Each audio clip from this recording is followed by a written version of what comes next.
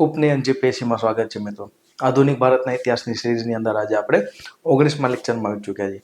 Last લેક્ચરની અંદર આપણે ચર્ચા કરી હતી કે 1857ના વિદ્રોહ પછી બ્રિટિશની જે ભારતમાં નીતિ બદલાઈ જાય છે, કઈ રીતના ડાયરેક્ટ ઈસ્ટ ઇન્ડિયા કંપનીને હટાવીને તાજનું શાસન આવે છે, જે ગવર્નર જનરલ હતા એ વાઇસરોય થઈ જાય છે અને એક નવું પદ આવે છે જેને આપણે ભારત સચિવ કહીએ છીએ. તો એની આપણે ચર્ચા કરેલી, સાથે સાથે જે નવા ગવર્નરો આવેલા એની આપણે ચર્ચા કરેલી. તાજના લેક્ચરમાં આપણે એને આગળ વધશું. તો આ જે ચરણ છે, મતલબ કે બ્રિટિશ સંસ્થાનવાદનું ત્રીજું ચરણ, એને આપણે શું કહીએ? નાણાકીય સંસ્થાનવાદ. તો એની ઉપર આપણે ડિટેલથી ચર્ચા કરેલી લાસ્ટ લેક્ચરની અંદર. તો આજના લેક્ચરમાં આપણે ભણશું કે જે અલગ અલગ ગવર્નરો આપણે જે બાકી રહ્યા હતા એની આપણે ચર્ચા કરશું. તો લાસ્ટ લેક્ચરની અંદર ચર્ચા કરેલી કે જે લોર્ડ મેયો હતો એને કોઈ એક મુસ્લિમ વ્યક્તિ દ્વારા, પઠાણ જે હતો એને અંદમાન નિકોબારમાં એને મારી નાખે છે, એની હત્યા કરે છે. તો એના પછી થોડા ટાઈમ માટે બે ગવર્નરો આવે છે, પણ એ અમુક મહિના માટે જ આવે છે. પણ એના પછી કોઈ ગવર્નર તરીકે ભારતમાં આવે છે, ગવર્નર એટલે કે વાઇસરોય. તો એનું નામ હતું નોર્થબ્રુક. શું નામ હતું? નોર્થબ્રુક. 1872 થી 76 સુધી સત્તામાં આવે છે. હવે આના સમયમાં એટલું બધું તો કંઈ ખાસ થયું નથી, પણ આ એક પોઈન્ટ છે કે આના સમયમાં અફઘાન સાથે સંઘર્ષ ચાલુ રહેશે. શું કામ? કારણ કે ઉપરથી રશિયા આવતું હતું અને રશિયાને ટાર્ગેટ કરવા માંગતા હતા આ લોકો. તો અફઘાન સાથે આ લોકોનો સંઘર્ષ રહેશે. બીજું કે આના સમયની અંદર જે બરોડા છે એનો જે ગાયકવાડ રાજા હતો મલ્હાર રાવ, એની ઉપર આરોપ લગાવવામાં આવે છે કે એની ત્યાં જે રેજિડેન્ટ બેઠો હતો, કોણ બેઠો હતો? રેજિડેન્ટ. એનું નામ હતું કર્નલ ફાયર. તો એ બહુ ફાયર થતો હતો. તો શું કરશે કે મલ્હાર રાવે ઝેર આપશે. શું આપશે? ઝેર આપશે. તો એવો આરોપ લગાવવામાં આવે છે કે ભાઈ મલ્હાર રાવે જે રેજિડેન્ટ બેઠો હતો બરોડાની અંદર, કર્નલ ફાયર, તો એને ઝેર આપી દેવાનો આરોપ લગાવવામાં આવે છે અને મલ્હાર રાવને અહીંથી પદભ્રષ્ટ કરવામાં આવે છે. સમજ પડી? તો બ્રિટિશની નીતિ શું હતી કે ભાઈ અમે રજવાડાઓમાં કોઈ પણ પ્રકારનો હસ્તક્ષેપ કરશું નહીં. છતાં પણ એવી ઘટના આપણે જાણવા મળે છે કે ભાઈ મલ્હાર રાવના નામનો જે રાજા હતો બરોડાનો, ગાયકવાડ, એને પણ હટાવવાનો પ્રયત્ન કર્યો. જોકે હટાવી દીધો હતો. કોને? નોર્થબ્રુકના સમયની અંદર. સમજ પડી? તો આના સમયમાં એટલું બહુ કંઈ ખાસ કામ થયું નથી. બીજું કે એક પોઈન્ટ એ છે કે ભાઈ આનો જે વજીર હતો, વજીર એટલે કે જે સચિવ, જે લંડનમાં બેઠો હતો, ભારત સચિવ, એની સાથે આનો મતભેદ ચાલતો હતો. એના લીધે આવડા 1876ની અંદર નોર્થબ્રુક રાજીનામું આપી દેશે. શું આપી દેશે? રાજીનામું. અને થશે એવું કે ભાઈ ત્યાંની જે સરકાર આવી, તો ત્યાંનો જે પ્રાઇમ મિનિસ્ટર હતો બ્રિટિશ, ડિઝરાયલી, એ ઈચ્છતો હતો કે ભાઈ અમે એગ્રેસિવ પોલિસી અપનાવી, ખાસ કરીને અફઘાનિસ્તાન પ્રત્યે. તો એક એવા માણસોને મોકલો ભારતની અંદર કે જે થોડીક એગ્રેસિવ પોલિસી અપનાવે. તો નોર્થબ્રુકની જગ્યાએ આગળ જતા લિટન કરીને એક વ્યક્તિ ભારતમાં આવે છે. કોણ આવે છે? લિટન. સમજ પડી? લાંબો ટાઈમનો અનુભવ હતો શાસન કરવાનો ભાઈને.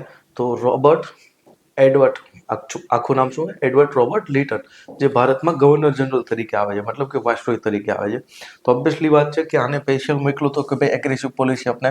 તો આના સમયની અંદર તે થર્ડ એંગ્લો અફઘાન યુદ્ધ થશે. શું થશે? તૃતીય એંગ્લો અફઘાન યુદ્ધ. યાદ રાખજો કે સરકારે કુલ મળીને 42 વખત અફઘાનિસ્તાન ઉપર આક્રમણ કરેલું અને દર વખતે બ્રિટિશ સેનાની શું થતી? હાર. શું થતી? હાર. સમજ પડી? હા, થર્ડ નથી, એકચ્યુઅલી સેકન્ડ છે. તો 1877માં શું થશે કે દ્વિતીય એંગ્લો અફઘાન યુદ્ધ થશે. તો યાદ રાખજો કે સરકારે બહુ બધી વાર આક્રમણ કર્યું અફઘાનિસ્તાન ઉપર, પણ હંમેશા બ્રિટિશની અહીંયા હાર જ થઈ હતી. આઈડિયા આવે છે? તો અહીંયા ફરીથી શું થઈ? બ્રિટિશની હાર થઈ. આઈડિયા આવે છે? કારણ શું હતું કે ભાઈ રશિયાનું જે એગ્રેશન હતું એને રોકવાનું. પણ આનું શું થયું કે ભાઈ આનો જે ખર્ચ હતો, એ ફાલતુનો જે ખર્ચ હતો એ કોની ઉપર નાખવામાં આવ્યો? ભારત સરકાર ઉપર, મતલબ કે આપણી ઉપર. સમજ પડી? તો લિટનની આ એક જે પોલિસી હતી એની ઘણી નિંદા થાય છે. સમજ પડી? બીજું એવું કહેવાય છે કે લિટન ખુદ એક કવિ, રાઇટર હતો. તો એ આપણે કંઈ જાણવાની જરૂર નથી. કવિ, રાઇટર હતો, શું લખવું આપણે કંઈ કામનું નથી. સમજ પડી? હા, ઇંગ્લિશ લિટરેચરવાળાને કંઈ થોડું કામ આવી જાય તો. બીજું કે આના સમયની અંદર શું થશે કે ઘણા બધા એવા પગલાં લેશે કે જેથી કરીને ભારતીય લોકો આનો સખત વિરોધ કરશે. એમાંનું એક પગલું હતું વર્નાકુલમ પ્રેસ એક્ટ.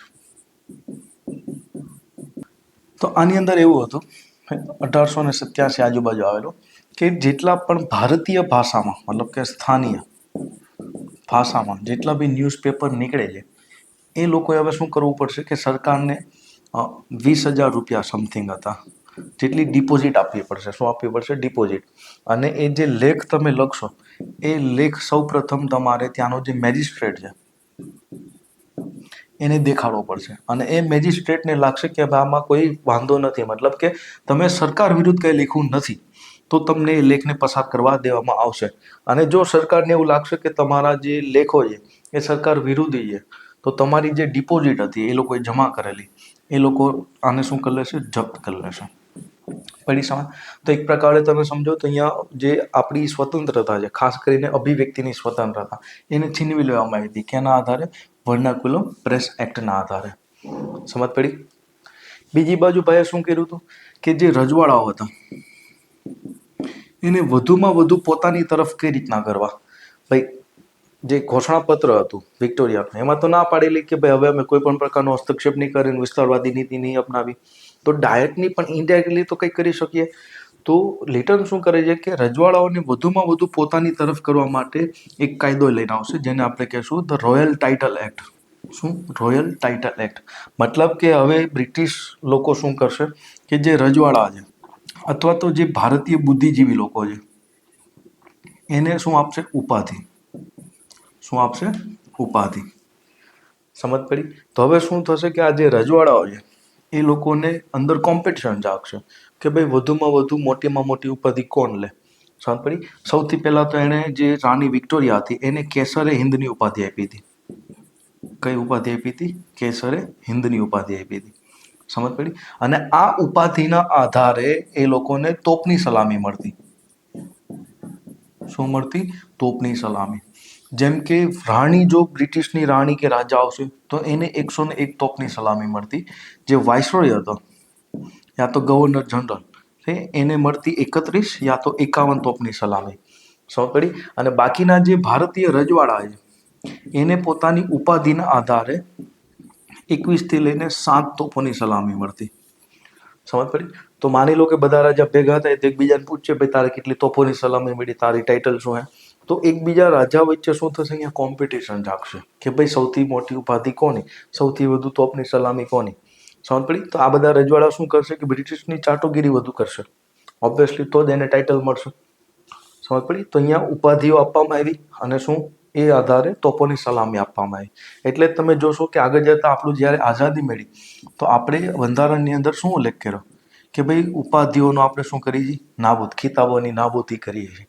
તો સ્પેશિયલ એક આર્ટિકલ એડ કરવામાં આવ્યો. હવે કયો આર્ટિકલ છે તમે મને કોમેન્ટ બોક્સમાં જણાવજો. બીજું લિટલે શું શું કરેલું છે? તો ભાઈ એના સમયની અંદર આર્મ એક્ટ આવેલો.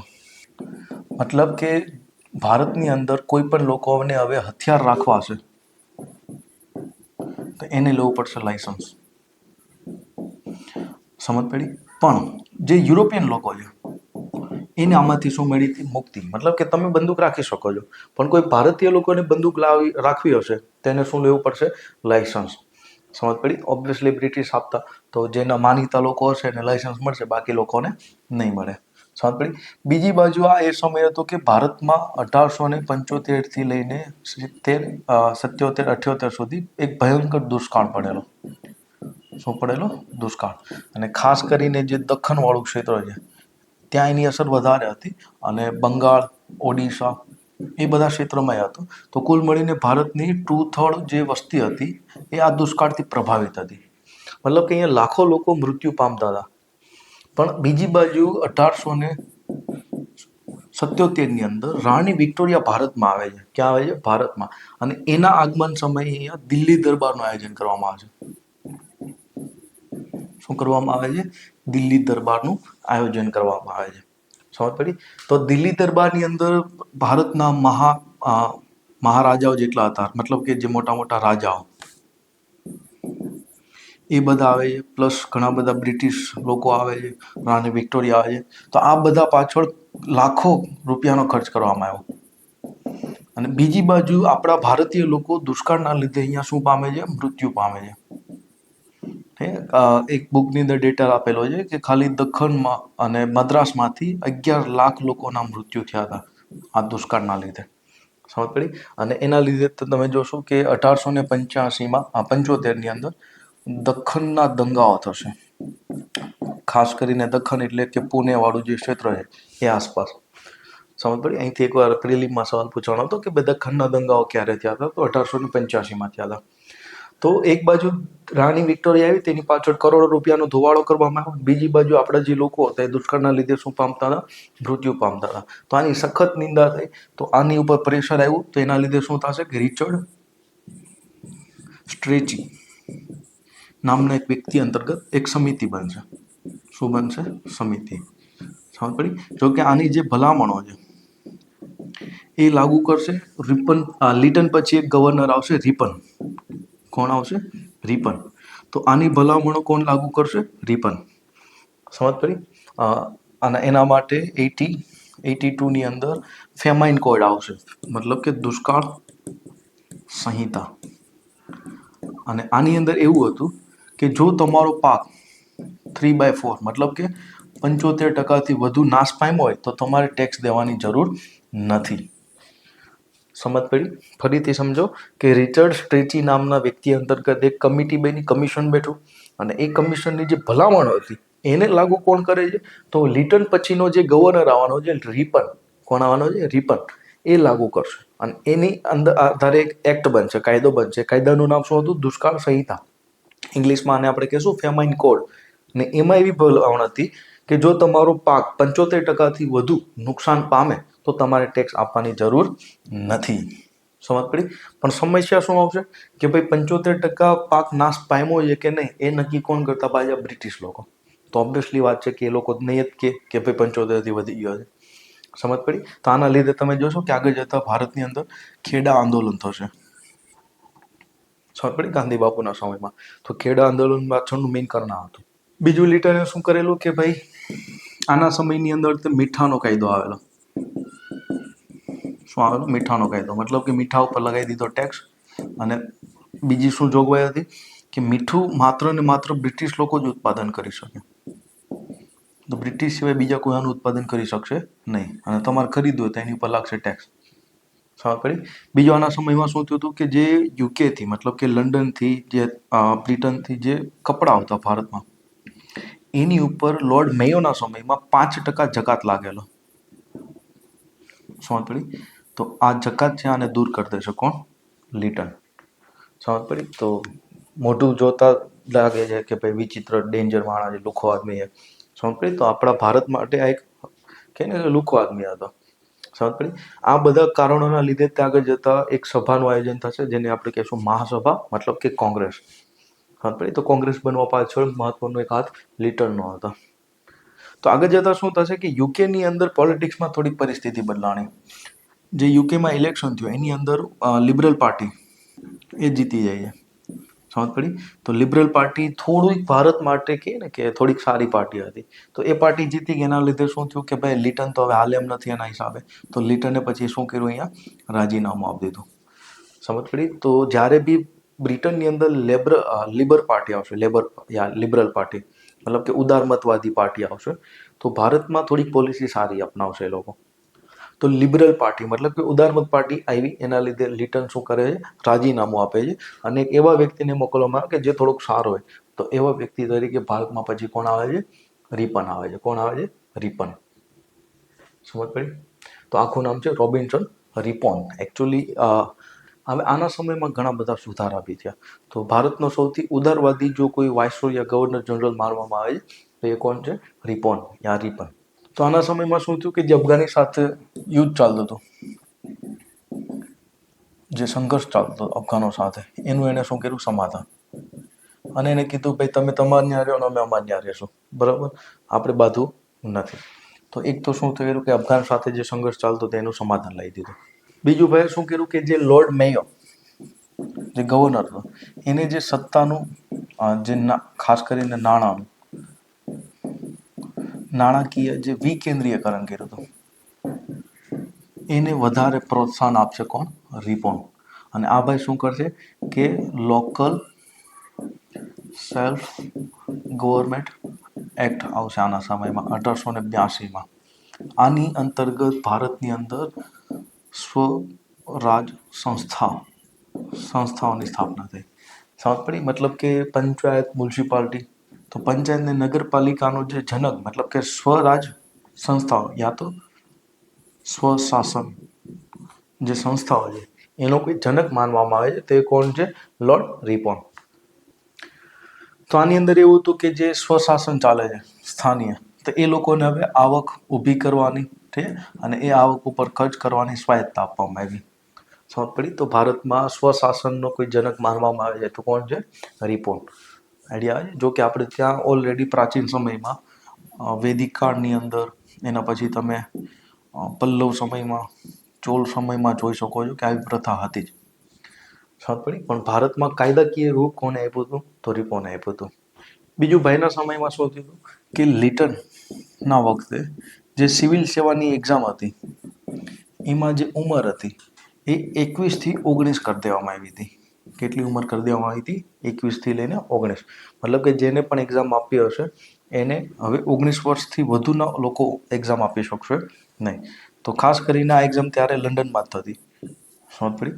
તો અહીંયા ઘણો બધો વિરોધ થશે. તો એના લીધે શું થશે કે આની જે ઉંમર હતી એ રિપોન શું કરશે? ફરીથી 19માંથી કેટલી કરી નાખશે? 21 કરી નાખશે. બીજું કે મીઠા ઉપર જે કર લાગેલો એને ભાઈ શું કરશે? ઘટાડશે. કર જ ઘટાડશે, બીજું કંઈ સુવિધા આપશે નહીં. આના સમયનો સૌથી મહત્વપૂર્ણ કોઈ જોઈ નિર્ણય હતો એ હતો ઇલ્બર્ટ બિલ. ઇલ્બર્ટ નામનો કાયદા મંત્રી હતો પરિષદની અંદર. હવે અહીંયા હતું એવું કે અત્યાર સુધી એવું હતું કે કોઈ પણ વ્યક્તિ ભારતમાં જે યુરોપિયન છે એ કોઈ પણ ગુનો કરશે તો એ ગુના ઉપર જે કેસ ચાલે એ કેસ માત્ર ને માત્ર એવો જજ જોશે કે જે ખુદ યુરોપિયન હોય. અને આ એ સમય હતું કે ભારતની જે જિલ્લા સ્તરની જે ન્યાયાલયો હતી એની અંદર ઘણા બધા ભારતીય જજો આવી ચૂક્યા હતા. સમજ પડી? તો અહીંયા શું હતું કે ભાઈ જો ભૂરિયા કોઈ ગુનો કરશે તો એનો કેસ માત્ર ને માત્ર ભૂરિયા જજ જ ચલાવી શકશે અને જજમેન્ટ કોણ આપશે? ભૂરિયો જજ. સમજ પડી? તો આના લીધે શું હતું કે ન્યાયતંત્રની અંદર સમાનતા હતી નહીં. તો એ અસમાનતાને દૂર કરવા માટે, મતલબ કે સમાનતા લાવવા માટે ઇલ્બર્ટ નામના વ્યક્તિ અંતર્ગત એક કમિશન બેસાડવામાં આવે છે અને એની ભલામણ પ્રમાણે જે વસ્તુ આવે છે એને આપણે શું કહીએ છીએ? ઇલ્બર્ટ બિલ. અને ઇલ્બર્ટ બિલની અંદર એવું હતું કે હવેથી જિલ્લા સ્તરે કોઈ પણ વ્યક્તિ ગુનો કરશે તો એની તપાસ કોઈ પણ જજ કરી શકે છે, મતલબ કે કેસ ચલાવી શકે છે. તો કોઈ ભૂરો બી હશે તો એની સામે ભારતીય જજ પણ એની સામે ચુકાદો આપી શકે છે. સમજ પડી? તો આના લીધે શું થશે કે ભાઈ ઘણા બધા જે બ્રિટિશ લોકો હતા ભારતની અંદર અને યુરોપિયન લોકો હતા, ખાસ કરીને બ્રિટિશ જ વધારે હતા, એ બધાનો શું કરશે? સખત વિરોધ. શું કરશે? સખત વિરોધ કરશે. અને આ લોકો એક સંગઠન બનાવશે અને સંગઠન બનાવીને કલકત્તાની અંદર રેલીઓ કાઢશે. સમજ પડી? તો આ જે ઘટના છે એને આપણે કહીએ છીએ વ્હાઇટ મ્યુટિની, મતલબ કે ગોરો વિદ્રોહ. વ્હાઇટ મ્યુટિની મતલબ કે ગોરાઓનો વિદ્રોહ. એકચ્યુઅલી ગ્રંથ નિર્માણ બોર્ડમાં આ શબ્દ વાપર્યો છે, નહીં પ્લાસિટો પાર્ટીશનમાં આ શબ્દ લખેલો છે. તો ગોરાઓનો શું થાય છે અહીંયા? વિદ્રોહ. સમજ પડી? વિદ્રોહ એટલે કે આ લોકો રેલી કરે છે, સરકારને અને બ્રિટિશ સંસદને ઘણા બધા લેટર મોકલે છે. શું મોકલે છે? લેટર. અને માંગ કરે છે કે રિપનને પાછો બોલાવો અને આ જે ઇલ્બર્ટ બિલ આવ્યો છે એને ઠરાવને પાછો ખેંચો. સમજ પડી? તો આ ઇલ્બર્ટ બિલ આવેલું એનો શું કર્યો હતો? વિરોધ કરવામાં આવ્યો હતો. તો ઇલ્બર્ટ બિલને જે લાગુ કરવું હતું એ પ્રમાણે થયું નહીં. થોડાક આમાં ચેન્જ આવ્યા. શું ચેન્જ આવ્યા? કે ભાઈ આ વસ્તુ તો રહેશે શું કે જો ભૂરિયો કોઈ કાંડ કરશે જિલ્લા સ્તરે તો એની તપાસ ભારતીય ન્યાયાધીશ જે હશે એ કરી શકશે, પણ જે ભૂર્યો છે એને એક ઓર મોકો મળશે. શું? તો એને ન્યાયપંચના લોકો હશે એની પાસે પોતાનો કેસ ટ્રાન્સફર કરાવી શકે છે અને ન્યાયપંચની અંદર જેટલા બી લોકો બેઠા હશે એમાંથી 50%થી વધુ લોકો કોણ હશે? યુરોપિયન. સમજ પડી? તો એ સમયમાં ન્યાયપંચ હતો. તમે જો રુસ્તમ પિક્ચર જોયું હોય તો તમને એમાં આઈડિયા હશે કે ન્યાયાધીશ એક બેઠો હોય અને બીજા જે દેશ કે ક્ષેત્રના જે પ્રતિષ્ઠિત વ્યક્તિ હોય, કાયદાના જાણકાર, એ બધા સાઈડમાં બેઠા હોય આ બાજુ.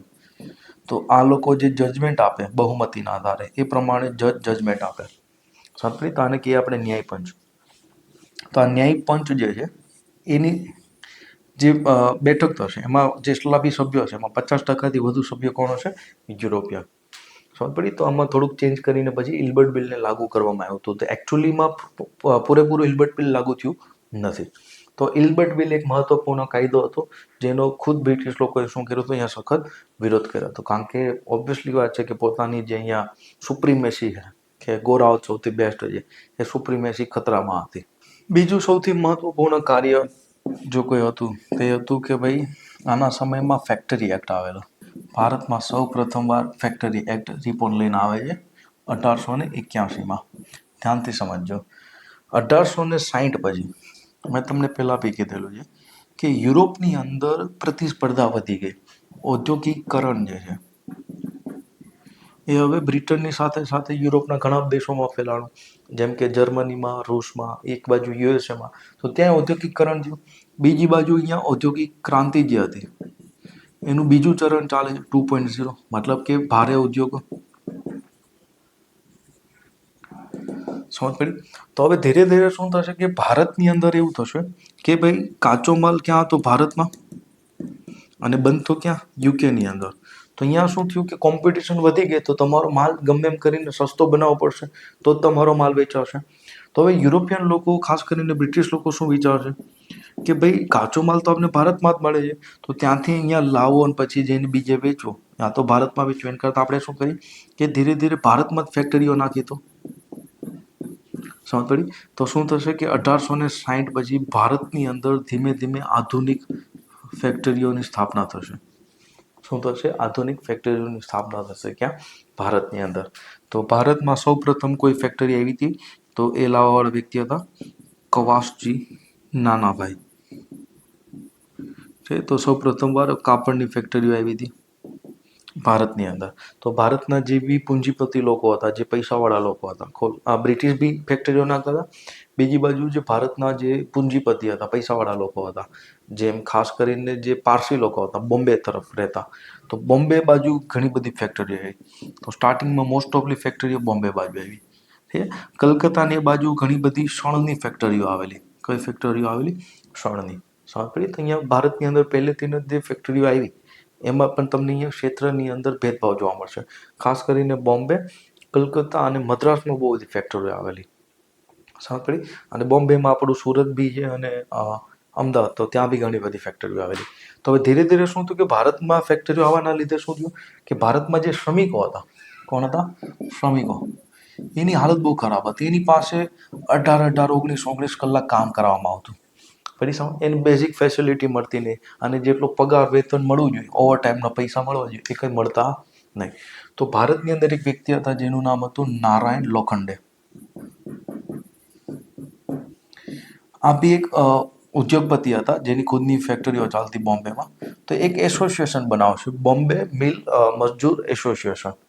તો આ જે એસોસિએશન બનાવ્યું એ ગવર્મેન્ટ ઉપર થોડુંક પ્રેશર કર્યું કે ભાઈ તમે લોકો ઉદ્યોગોને એવું બધું આવા તો દો છો, પણ જે શ્રમિકો છે એની હાલત બહુ ખરાબ છે. સમજ પડી? તો આ શ્રમિકોની હાલતને સુધારવા માટે ખાસ કરીને ફેક્ટરીની અંદર કે એવી ફેક્ટરી કે જ્યાં યાંત્રિક મશીનો છે, એવી ફેક્ટરીઓમાં જે બાળકો છે અને મહિલાઓ છે એની સ્થિતિ ખૂબ ખરાબ હતી. તો બાળકો અને મહિલાઓની સ્થિતિ સુધારવા માટે સ્પેશિયલ ફેક્ટરી એક્ટ આવે છે. શું આવે છે? Factory act. કોણ આવે છે? રિપનના સમયમાં 1881ની અંદર. અને આ એક્ટની અંદર એવું હતું કે 7 વર્ષથી ઓછી ઉંમરના બાળકોને કામ તો કરાવવાનું નથી. સમજ પડી? કે ભાઈ જેની ઉંમર 7થી ઓછી એને તો કામ નથી કરાવવાનું, અને જેની ઉંમર 12થી લઈને 7 વર્ષની છે એવા લોકોને દિવસમાં મેક્સિમમ 9 કલાક સુધી તમે કામ કરાવી શકો છો. સમજ પડી? બીજું, મહિલા અને જે બાળકો છે એને મહિને તમારે 4 રજાઓ આપવી પડશે. સમજ પડી? શું કે ભાઈ 7 વર્ષથી ઓછા બાળકોને પહેલાં તો કામ નથી કરાવવાનું, અને 7થી લઈને 12 વર્ષના જે બાળકો છે એને દિવસમાં મેક્સિમમ 9 કલાક જ કામ કરાવી શકો છો. અને જે મહિલા અને બાળકો છે એને મહિને 4 રજા કમ્પલસરી તમારે આપવી પડશે. પણ આ કાયદો ત્યાં જ લાગુ હતો કે જે યાંત્રિક મશીનો હતા અને એ મશીનમાં જે ફેક્ટરી હતી કે ત્યાં સૌથી વધુ જે કર્મચારીઓ કામ કરતા ત્યાં આ લાગુ પડ્યો. સમજ પડી? જોકે ફેક્ટરી એકને લગતા આવા બહુ બધા કાયદા આજે બી ચાલે છે, પણ તમને બધાને ખબર છે કે એનું કેટલું પાલન થાય છે, કેટલું પાલન નથી થતું. સમજ પડી? તો ભારતની અંદર આ જે નારાયણ લોખંડે છે એની કહે ને કે આના વિશે એવું કહેવાય છે કે ભારતના પ્રથમ ટ્રેડ યુનિયન અથવા તો જે શ્રમિક યા મજદૂર આંદોલનના જનક કહેવામાં આવે છે. ટ્રેડ યુનિયનના જનક યા તો મજદૂર આંદોલનના જનક કહેવામાં આવે છે. કોને? નારાયણ લોખંડેને. સમજ પડી? આગળ જતા તમે જોશો કે 1919 પછી જ્યારે રશિયાની ક્રાંતિ થઈ કે જ્યાં પહેલી વાર દુનિયામાં સામ્યવાદી સરકાર બની, તો આ જે પ્રવૃત્તિ છે ટ્રેડ યુનિયનની અને આ જે શ્રમિકોના હડતાલની એ પ્રવૃત્તિમાં ખૂબ વધારો થશે. સમજ પડી? અને આગળ જતા આ બધા કાયદા છે ફેક્ટરી એક્ટમાં, એમાં ઘણા બધા સુધારા લાવવા પડશે. સમજ પડી? તો રિપનના સમયમાં ફેક્ટરી એક્ટ એક સૌથી મહત્વનું કહે ને કે કામ હતું. બીજું કે આના સમયની અંદર એક ઓર કામ થાય છે જેને આપણે કહીએ છીએ હન્ટર કમિશન. હન્ટર કમિશન એક શૈક્ષણિક સંસ્થા માટે મતલબ શિક્ષા માટે આવેલું છે. તો 22 સભ્યોનું કમિશન હતું. એનું જે અધ્યક્ષ હતું એનું નામ હતું વિલિયમ હન્ટર. સમજ પડી?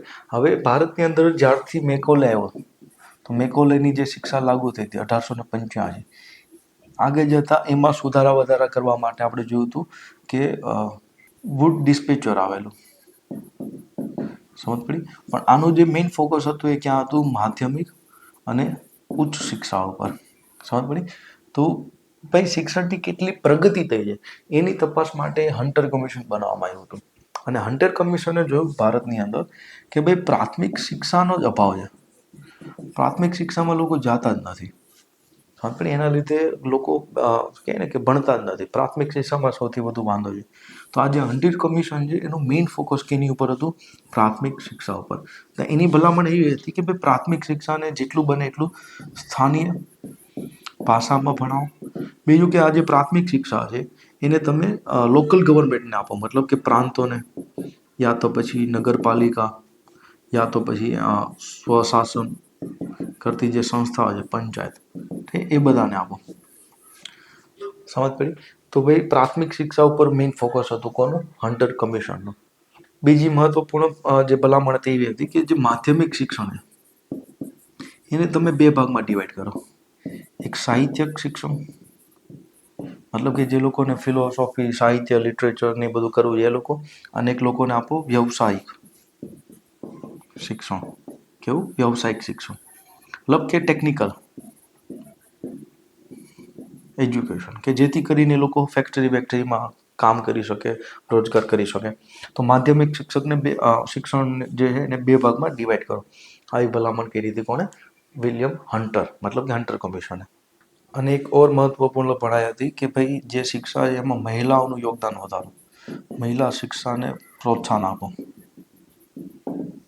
એને વધારો. સમજ પડી?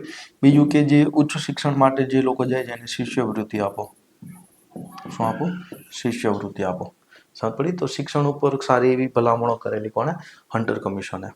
તો આગળ જતા શું થશે કે રિપનના સમયમાં પંજાબ યુનિવર્સિટી બનશે અને રિપન ગયા પછી અલ્હાબાદ યુનિવર્સિટી બનશે 1887માં. આ બનશે 1883 યા 2માં બને છે. સમજ પડી? તો હન્ટર કમિશનની આ બધી ભલામણો હતી. તો રિપોર્ટને ભારતની અંદર બહુ બધા સારા પ્રગતિશીલ સુધારા કર્યા. તો એના લીધે શું થાય છે કે જ્યારે ભાઈનું કહે ને કે ટાઈમ પૂરો થઈ જાય ગવર્નર જનરલ પદેથી, તો એ બોમ્બેથી જ્યારે ફરીથી લંડન જતો હોય તો લોકોના ટોળા ઉમટી પડ્યા હતા એને વિદાય આપવા માટે. મતલબ કે એનું માન બહુ સારું હતું, એની ઇજ્જત સારી હતી. કોની? રિપોર્ટની. સમજ પડી? તો અહીંથી આપણે યુપીએસસીની પ્રિલિમમાં ઘણા સવાલો પૂછાણા છે, તો અહીંયા હું તમને એ સવાલો કરું. જેમ કે અહીંયા સવાલ તમે જોઈ શકો છો. હવે જો બધું નોલેજ આપણી પાસે ના હોય, તમે કેટલું બી વાંચીને જશો છતાંય બધું આપણે આવડતું એવું શક્ય નથી. અને જો 100% આપણી પાસે નોલેજ હોય તો આપણે ભગવાન બુદ્ધ યા તો ભગવાન મહાવીર બની જાય.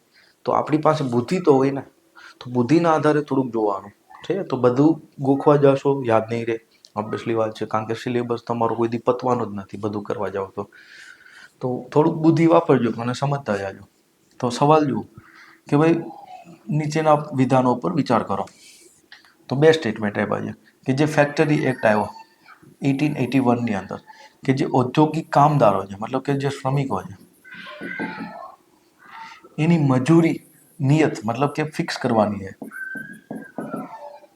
તો ભાઈ જે મજૂરો છે એની જે કે આવક છે, પગાર છે, એને ફિક્સ કરવાનો છે. અને કામગારો કો મજદૂર સંઘ બનાને મતલબ કે યુનિયન બનાવવા માટેની અહીંયા શું આપે છે, મતલબ એને આ બનાવવા માટે પારિત કરવામાં આવેલું. મતલબ કે સવાલ શું કહેવા માંગે છે કે આજે એક્ટ આવ્યો તો એનું મેઇન કામ શું હતું કે ભાઈ પગારો ફિક્સ કરવાના છે અને આ લોકોને સંઘ બનાવવાની પરમિશન આપવાની છે. સમજ પડી? તો ઓબ્વિયસલી વાત છે બ્રિટિશ આવું કંઈ ઈચ્છતા નહોતા. બ્રિટિશ શું કામ ઈચ્છે? કોઈ પણ ઉદ્યોગપતિ નહીં ઈચ્છે કે ભાઈ તમે લોકો સંઘ બનાવવાનો વિદ્રોહ કરો, હડતાલ ને એવું બધું કરો. સમજ પડી? તો આ પહેલું સ્ટેટમેન્ટ બિલકુલ ખોટું પડે છે. મેઇનલી આ જે એક્ટ આવેલો કોના માટે આવેલો? બાળકો માટે અને સ્ત્રીઓ માટે. સમજ પડી? આપણે ઓલરેડી ભણી ચૂક્યા છે. બીજું કે ભાઈ M.N. लोखंडे, नारायण लोखंडे ब्रिटिश भारत में मजदूर आंदोलन संगठित करने के अग्रणी थे. तो આપણે હમણાં ચર્ચા કરી કે એને 1880ની અંદર તે બોમ્બે મિલ શ્રમિક એસોસિએશન બનાવેલું. સમજ પડી? અને આગળ જતા એસોસિએશન ઓર મોટું થશે 1890 પછી. તો એનું બહુ મહત્વનું યોગદાન હતું. તો અહીંયા આન્સર શું બનશે? ઓનલી 2. સમજ પડી? તો આ ટાઈપના સવાલો પૂછાશે કારણ કે હવે પેટર્ન બદલાણી છે, યુપીએસસી ટાઈપની પેટર્ન થઈ ગઈ છે. તો તૈયાર રહેજો કે આ ટાઈપના કોઈ સવાલો પૂછાઈ શકે છે. તો રિપન પછી શું થાય છે કે ડફરીન નામનો એક વ્યક્તિ આવે છે. કોણ આવે છે? ડફરીન. 1884 પછી. હવે જો હિસ્ટોરોગ્રાફીની અંદર એક વસ્તુ એ છે, એક સમસ્યા કહી શકો, યા તો હિસ્ટોરોગ્રાફીનો એક પદ્ધતિ બી કહી શકો, તમે જે બી કેવું એ કહી શકો છો, કે જ્યારથી 1885થી કોંગ્રેસની સ્થાપના થઈ. શેની સ્થાપના થઈ? કોંગ્રેસની. તો એ પછીનો જો ઇતિહાસ તમે જુઓ તો મેઇન ફોકસ કેની ઉપર છે? કોંગ્રેસ ઉપર. કે ભાઈ કોંગ્રેસમાં આ નેતા હતા, આ લોકોએ આ કર્યું, આ લોકોએ તે કર્યું, આ લોકોએ ફલાણું આંદોલન કર્યું. તો હિસ્ટોરોગ્રાફીની અંદર મતલબ કે ઇતિહાસ લેખનની અંદર હવે આપણે શું જોશું કે 1885 પછી માત્ર ને માત્ર કોંગ્રેસની જ આપણે ચર્ચા કરીએ છીએ. હા ભાઈ, તમે કોઈ પણ બુકો ઉઠાવો તો તમે જોશો કે 1885 પછી જેટલા બી ગવર્નરો આવ્યા બધા સાઈડ થઈ ગયા ઇતિહાસ લેખનની અંદર, અને વધુ ફોકસ કોની ઉપર આપવામાં આવ્યું? કોંગ્રેસની ઉપર. અને ખાસ કરીને કોંગ્રેસમાં તમે જોશો તો બે વ્યક્તિ ઉપર વધુ ફોકસ છે, એક તો ગાંધી અને એક નહેરુ. સમજ પડી? તો તમે બિપિનચંદ્રની કોઈ પણ પુસ્તકો વાંચો તો હવે શું થશે કે 1885 પછી હિસ્ટોરોગ્રાફીની અંદર મેઇન ફોકસ કોની ઉપર આવશે? કોંગ્રેસ ઉપર. આઈડિયા આવે? તો હવેથી આપણે શું કરશું કે આગળ જતાં જ્યારે બી કોંગ્રેસને એવું ભણશું તો જે મહત્વપૂર્ણ ગવર્નર છે અને એ ગવર્નરના કોઈ સુધારા કે કોઈ કામ છે તો એને આપણે સાથે સાથે ચર્ચા કરશું. સમજ પડી? બાકી અત્યાર સુધી આપણે શું કર્યું કે 1757થી લઈને છેક 1884 સુધી જેટલા બી ગવર્નર આવ્યા, ગવર્નર જનરલ, એ બધાની આપણે એની નીતિઓ, એના કાર્યો, એના યુદ્ધો આપણે બધાની લાઈનમાં ચર્ચા કરેલી છે, જેથી કરીને આપણે એને સિક્વન્સમાં યાદ કરી શકીએ. સમજ પડી? પણ હવેથી આપણે શું કરશું કે આગળ જતાં હું તમને પહેલાં તો રાષ્ટ્રવાદ બતાવીશ કે ભારતમાં રાષ્ટ્રવાદ કઈ રીતના આવ્યો, એના પછી ધાર્મિક અને સામાજિક સુધારા કરાવીશું, અને એના પછી હું કોંગ્રેસની સ્થાપના કરીશ. સમજ પડી? તો હવે આપણો જે મેઇન ફોકસ હશે અહીંયા હશે, કોંગ્રેસની સ્થાપના અને કોંગ્રેસના લીડર. સમજ પડી? તો ડફરીન પછીની આપણે જે ચર્ચા છે એમાં મેઇન ફોકસ આપણો કોનો હશે? કોંગ્રેસ ઉપર. સમજ પડી? પણ અહીંયા હું એક પોઈન્ટ સમજાવીશ જે નોર્મલી કોઈ બુકમાં વધારે આપ્યો નથી, અને એ છે હોમ ચાર્જ. આનું ગુજરાતી કોઈ થતું નથી વ્યવસ્થિત રીતના, પણ હિન્દીમાં અને ઇંગ્લિશમાં આપણે હોમ ચાર્જ જ કહેશું આને, અને ગુજરાતીમાં લખવાનું થાય ત્યારે હોમ ચાર્જ લખી નાખશું. હોમ ચાર્જ શું હે? ધ્યાનથી સમજો. આપને બધાને ખબર છે કે ભાઈ ભારતમાંથી પૈસા લૂંટાઈને બહાર જતા. ક્યાં જતા? બ્રિટનમાં. હવે એ લૂંટવાની જે પદ્ધતિ, એક રીત છે, એ જે રીત છે એને આપણે કહીશું હોમ ચાર્જ. મતલબ ભારતમાંથી કઈ રીતના પૈસા લૂંટાતા. ઠીક? તો હું સમજાવું છું તમને. સમજો કે આ લંડન છે અને આ છે ભારત. ભારતની અંદર બેઠો છે ગવર્નર જનરલ, જેને આપણે કહીએ વાઇસરોય. અને લંડનમાં કોણ બેઠું છે? ભારત. બોલો હા યા ના? ઠીક છે. હવે ધ્યાનથી સમજો. કોઈ વ્યાપારી એને ભારતમાં ખરીદી કરવા આવી છે. ભારતમાં શું કરવી છે? ખરીદી કરવી છે. તો ઓબ્વિયસલી વાત છે, એને શું જોશે? રૂપિયા. શું જોશે? રૂપિયા. જો કે રૂપિયાનો સિમ્બોલ હમણાં બનેલો છે, પણ અહીંયા સમજાવવા માટે. તો આ શું કરશે કે પોતાની માર્કેટમાં જશે અને ત્યાંની માર્કેટમાં જઈને કહેશે કે ભાઈ ત્યાંની બેંકને કે ભાઈ અમને અલ્યો ડોલર, સોરી પાઉન્ડ, અને બદલામાં મને શું આપો? રૂપિયા, જેથી કરીને હું ભારતમાં જઈને સામાનની ખરીદી કરી શકું. સમજ પડી? તો આજે સચિવ બેઠા છે ત્યાંનો. તો અહીંયા ભારત સચિવ શું કહે છે કે કામ કરો, તમે અમને આપી દો પાઉન્ડ. શું આપો? પાઉન્ડ. અને બદલામાં હું તમને કાગળનો ટુકડો આપું. શું આપું? કાગળનો ટુકડો, જેને કહેવાશે કાઉન્સિલ બિલ. શું કહેવાશે? Council bill. મતલબ એક કાગળનો ટુકડો આપવામાં આવશે. કોને? વ્યાપારીને. સમજ પડી? તો વ્યાપારીને પૈસાની જરૂર હતી, તો એણે શું કર્યું? ત્યાંના પાઉન્ડ આપ્યા લંડનમાં સચિવને. મતલબ સચિવ ખુદ નહીં વહીવટ કરે, કામ આખો સ્ટાફ હશે. અને બદલામાં એ શું આપશે? ને કાગળનો ટુકડો. શું આપશે? કાગળનો ટુકડો. એને આપણે શું કહીશું? Council bill. સમજ પડી? હવે આ વ્યાપારી આવશે ભારતમાં. ભારતમાં જોશે તો ભાઈ ભારતમાં એક રેવન્યુ એકાઉન્ટ હશે, સરકારનો એક એકાઉન્ટ. હા એના. તો એ શું કરશે કે આ વ્યક્તિ જે ભારતમાં આવ્યો એ શું કરશે કે અહીંયા આ કાગળનો ટુકડો આપશે. શું આપશે? Council bill. અને એને બદલામાં શું મળશે? અહીંયા રોકડા રૂપિયા. શું મળશે? રોકડા રૂપિયા. હવે વ્યાપારીને પૈસા રોકડા મળી ગયા, એ પોતાનો સામાન ખરીદીને ઘરે વહી ગયા. એ ભૂલી જાઓ, વ્યાપારી વહી ગયો. હવે ગવર્નર જનરલ બેઠો છે, એની પાસે ઘણા બધા કાઉન્સિલ બિલ ભેગા થયા હશે. માની લો કે એને 10,000 પાઉન્ડના કાઉન્સિલ બિલ ભેગા થયા છે. સમજ પડી? તો એ શું કહે છે સચિવને કે ભાઈ તમારા ઘણા બધા કાગળિયા ભેગા થઈ ગયા છે, અમારા 10,000 પાઉન્ડને હવે છૂટા કરો. શું કરો? છૂટા કરો. તો ભારત સચિવ શું કહે છે કે કામ કરો, તમારે જે મને પૈસા આપવાના હતા ને, શું તમારે જે મને પૈસા આપવાના હતા એ પૈસાને બિલમાં વાળી લો. સમજો ધ્યાનથી કે જે કાઉન્સિલ બિલ ભેગા થઈ ગયા કોની પાસે? ગવર્નર જનરલ પાસે. તો એ કોને કહેશે કે ભાઈ સચિવને કે ભાઈ હવે મારા પૈસા છૂટા કરો. સચિવ શું કહે છે કે તમારે જે અમને પૈસા આપવાના હતા એ પૈસાને આમાં શું કરો? વાળી લો. માની લો કે એને 10,000 પાઉન્ડ આપવાના હતા, તો આ જે કાઉન્સિલ બિલ છે એને ફાડીને ફેંકી દે, એટલે આપણો હિસાબ શું થઈ જાય? અહીંયા પૂરો. તો પ્રશ્ન એ થયો છે કયા પૈસા આપવાના છે? તો સમજો કે ભારત સરકાર જે બી વસ્તુ ખરીદી કરતી એ બધી લંડનથી ખરીદી કરતી. જેમ કે સેનાના હથિયારો, એના કપડાં, ઠીક, જે પીણ વેપન્સ બેપન્સ ને બધું. બીજું કે જે અધિકારીઓ છે એના પગાર, એના ભથ્થા, એનું પેન્શન. સમજ પડી? બીજું કે ભારત સરકારે, મતલબ કે આ જે સરકાર છે એને જે ઉધાર લીધા છે, શું લીધા છે? ઉધાર. તો એનો વ્યાજ, એના હપ્તો.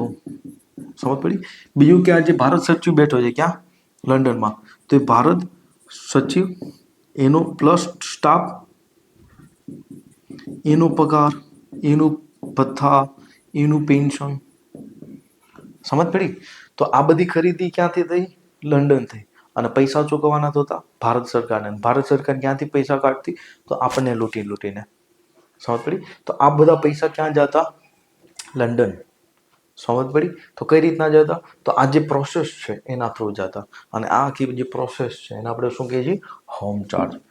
શું કહીએ છીએ? Home charge. સમજ પડી? હા ને? તો આ જે કાઉન્સિલ બિલ છે એ ભારતમાં આવતા, ભારતમાં એનો શું થતો? વહીવટ થઈ જતો. સમજ પડી? જો ના સમજ પડી તો ફરીથી તમે વિડીયોને પાછળથી જોઈ શકો છો. આઈડિયા આવે? તો આના ઉપર મોસ્ટ ઓફલી બુકની અંદર વધારે ડિટેલમાં આપ્યું નથી. પ્લાસી ટુ પાર્ટીશન બુકની અંદર સારું એવું ડિટેલમાં આપેલું છે. આઈડિયા આવે? તો હોમ ચાર્જના નામ ઉપર પૈસા શું થતા? ભારતમાંથી લૂંટાતા.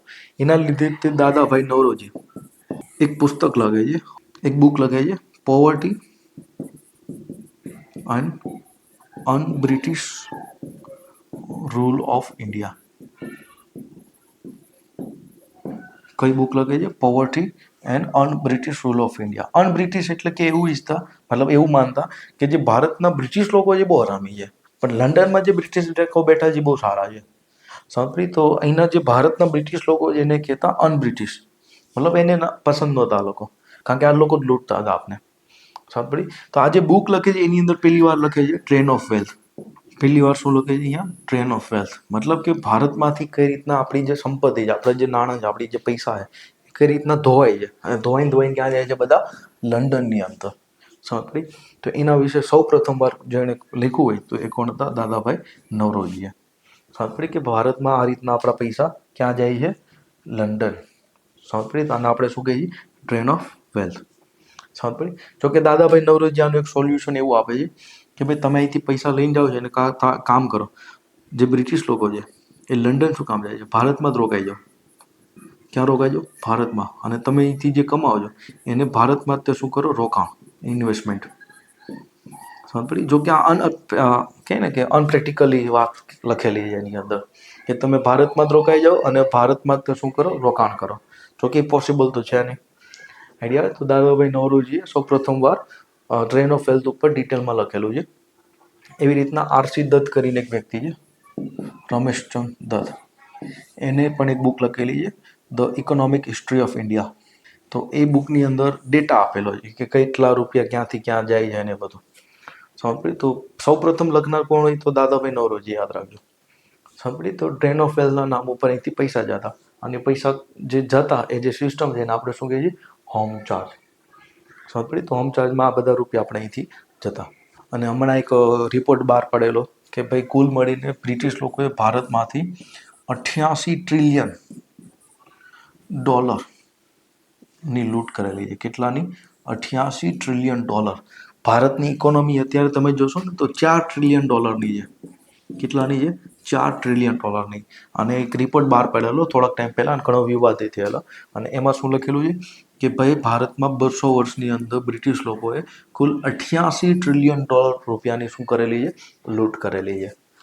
સમજ પડી? તો એટલા જો પૈસા આપણી પાસે અત્યારે હોત તો આપણે ક્યાં હોત? તો યુએસએને આપણે નચાવતા હોત. સમજ પડી? ડોનાલ્ડ ટ્રમ્પની ઉપર આપણે ટેરિફ નાખતા હોત. ખેર તો હવે છે નહીં એવું. તો અહીંયા એક હોમ ચાર્જ યાદ રાખજો. સમજ પડી? તો ઇકોનોમિક પોલિસીની અંદર આપણે આગળ બી ભણી ગયા છે ઘણી બધી વસ્તુ. તો ક્યારેક લખવાનું થાય તો આ રીતના તમે લખી શકો છો. સમજ પડી? 1857 વિદ્રોહ પછી બ્રિટિશ લોકો સામાજિક ક્ષેત્રે કોઈ પણ પ્રકારનો હસ્તક્ષેપ કરશે નહીં. સામાજિક નીતિ આપણે જોઈએ બ્રિટિશની ક્યારે? 1857 પછી. તો કોઈ પણ પ્રકારનો હસ્તક્ષેપ કરશે નહીં. પણ જો ભારતીય લોકો ડિમાન્ડ કરશે, મતલબ કે માંગ કરશે, તો તમારી માંગ પ્રમાણે અમે સુધારા કરશું. તો એવી એક ડિમાન્ડ ઉઠી હતી BN માલાબારીની કહે ને કે અધ્યક્ષતામાં યા એની પહેલ ઉપર. અને એના આધારે એજ ઓફ કન્સન્ટ એક્ટ આવે છે. કયો કાયદો આવે છે? Age of consent act. 1890 આજુબાજુ આવે છે. સમજ પડી? એજ ઓફ કન્સન્ટ એક્ટનો મતલબ થાય છે કે ભાઈ લગ્ન કરવા માટેની એક મિનિમમ ઉંમર કેટલી હોવી જોઈએ, એક પુરુષની અને એક સ્ત્રીની. સમજ પડી? તો BN માલાબારીની જે પ્રભુત્વ છે, એના આંદોલન કે એના જે વિચારો છે એના પ્રભાવમાં એજ ઓફ કન્સન્ટ એક્ટ આવે છે. તો અહીંયા મિનિમમ મહિલાની ઉંમર લગ્ન માટે 12 વર્ષ કરવામાં આવી. કેટલી કરવામાં આવી હતી? 12 વર્ષ. સમજ પડી? હા એના. અને એજ ઓફ કન્સન્ટ એક્ટ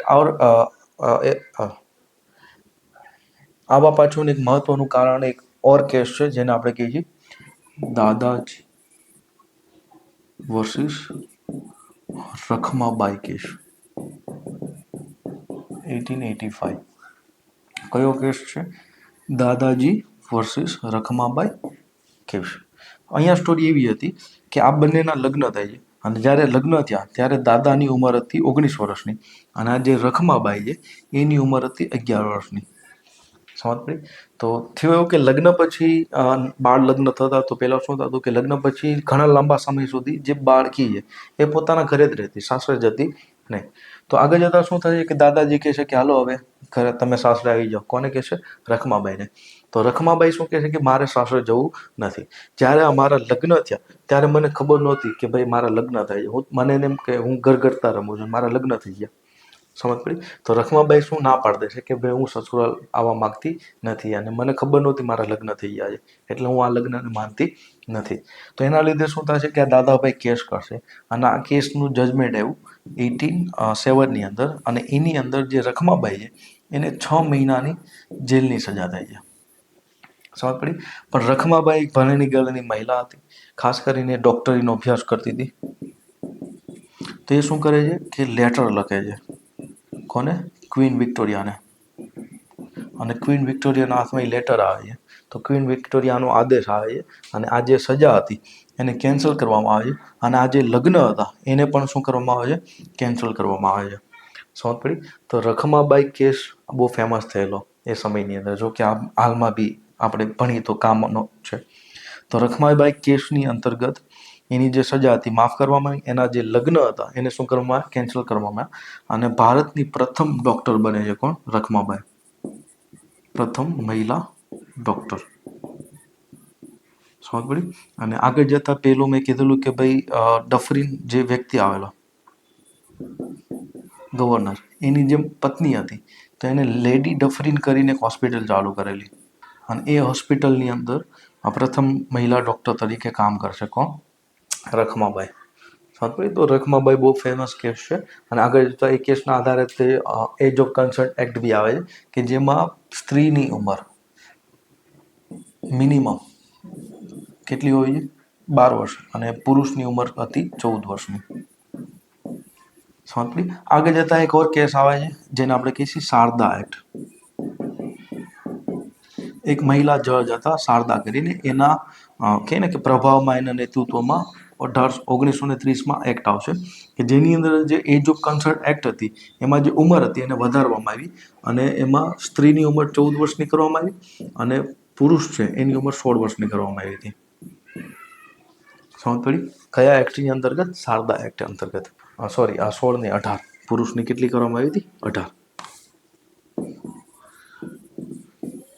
સમજ પડી? તો આઝાદી સમયે, આઝાદી પછી પણ આ ઉંમર ચાલુ રહી હતી, પણ આગળ જતા જ્યારે બાળ વિવાહ પર પ્રતિબંધ લગાવવામાં આવે છે ત્યારે જે ઉંમર છે એને મહિલાઓની 18 વર્ષ કરવામાં આવી હતી અને પુરુષોની 21 વર્ષ કરવામાં આવી હતી. સમજ પડી? તો હાલમાં આપણે ત્યાં ઉંમર કેટલી છે? 18 વર્ષ ને 21 વર્ષ. તો આજકાલ આના ડિબેટ ચાલે છે આની ઉપર કે ભાઈ કાં તો ઇક્વાલિટી લાવો, 21 કરો, યા તો આજની પરિસ્થિતિના આધારે આ ઝેનઝી જનરેશન છે તે જે વધુ પડતી જલ્દી મેચ્યોર થઈ જાય છે તો 18 કરો. અને ઘણી બધા જે ફેમિનિસ્ટ લોકો છે એ કહે છે કે ભાઈ 24 કરો. સમજ પડી? તો તમારો ઓપિનિયન બનાવી રાખજો. ક્યારેક મેન્સમાં એક્ઝામ પૂછાઈ જાય, એક્ઝામમાં યા તો ઇન્ટરવ્યૂમાં આપણે પૂછ્યો તો. સમજ પડી? તો હસ્તક્ષેપ કરવાનો હતો નહીં, પણ જો ભારતમાંથી કોઈ ડિમાન્ડ થશે તો આ રીતનો હસ્તક્ષેપ કરવામાં આવશે. સમજ પડી? તો આ ખૂબ ફેમસ કેસ છે. અહીંથી એકવાર યુપીએસસી આપને સવાલ પૂછેલો છે. સવાલ જોઈએ આપણે. ભારતના ઇતિહાસના સંદર્ભમાં 1884નો રખમાબાઈ કેસ જે કેના ઉપર કેન્દ્રિત હતો? મતલબ કે એનો મેઇન કેસ શું હતો? કે મહિલાઓની શિક્ષા પાને કા અધિકાર. ભાઈ મહિલાઓની શિક્ષા માટેનો હતો? નહીં. શેના માટે હતો? એજ ઓફ કન્સન્ટ, મતલબ કે સહમતિ આયુ માટે. સમજ પડી? તો આ તો સાચું છે. હા, રખમાબાઈએ શિક્ષા ઉપર આગળ જતા કામ કરેલું છે પણ આ કેસ એના લીધે સંબંધિત નથી. સમજ પડી? એટલે આ સ્ટેટમેન્ટ કેવું છે? અહીંયા ખોટું છે. સમજ પડી? ત્રીજું છે કે દાંપત્ય અધિકારો, મતલબ કે જે પતિ પત્નીના જે અધિકારો છે એની ઉપર આખું જજમેન્ટ હતું. હા ના, તો ત્રીજું સ્ટેટમેન્ટ કેવું છે? સાચું છે. તો અહીંયા જવાબ શું આવશે? 2 and 3. સમજ પડી? તો આજના લેક્ચરથી તમને ઘણું બધું જાણવા મળ્યું છે કે લોર્ડ મેયો, એના પછી આપણે નોટબુક જોયું, એના પછી આપણે જોયું લીટર અને એના પછી રિપનના ઘણા બધા સુધારા છે. ત્યાંથી આપણે ઘણા બધા સવાલો પૂછાય અને બ્રિટિશની જે પૈસા કમાવાની જે રીત હતી જેને આપણે કીધું હોમ ચાર્જ, તો કઈ રીતના પૈસા ભારતમાંથી લૂંટીને જતા છે જેને આપણે નોર્મલ ભાષામાં શું કહીએ છીએ? Train of wealth. તો આજે આપણે એ બધા ઉપર ચર્ચા કરી. નેક્સ્ટ લેક્ચરની અંદર આપણે મળશું કે ભારતમાં રાષ્ટ્રવાદની શરૂઆત કઈ રીતના થઈ છે અને રાષ્ટ્રવાદ આવવા માટેના જે કારણો, પરિબળો છે એ ક્યાં હતા. સમજ પડી? તો નેક્સ્ટ લેક્ચરમાં મળશું આપણે રાષ્ટ્રવાદ સાથે. ત્યાં સુધી જય હિન્દ.